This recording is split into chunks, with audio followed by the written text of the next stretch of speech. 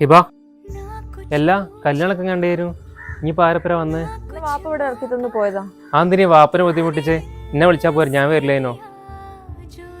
അല്ല ഫുഡൊക്കെ കണ്ടായിരുന്നു, ഫ്രണ്ട്സ് എല്ലാവരും വന്നീനോ? നിങ്ങളെന്താ എന്റെ പിന്നാലെ വന്ന് ഇറിറ്റേറ്റ് ചെയ്യുന്നേ? എന്തൊക്കെ പറയണോ? എല്ലാരും കാറിലൊക്കെ വന്ന്, ഞാൻ മാത്രം ബസ്സിലും. ഇട്ട ഡ്രസ്സ് കാണണോ? 20,000 30,000 ഒക്കെ.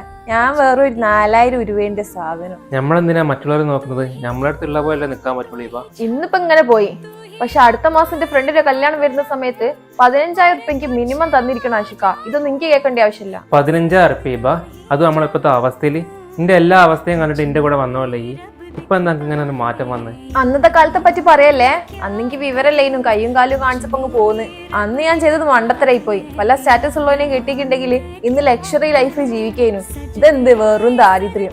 എന്ത് ദാരിദ്ര്യമാണെങ്കിലും എന്നെ കൊണ്ടാവുന്ന പോലെ അധ്വാനിച്ച് എന്നെ പൊന്നു പോലെ നോക്കുന്നുണ്ടെന്നുള്ള വിശ്വാസം എനിക്ക് ഇപ്പോഴും ഉണ്ട്. ഇപ്പൊ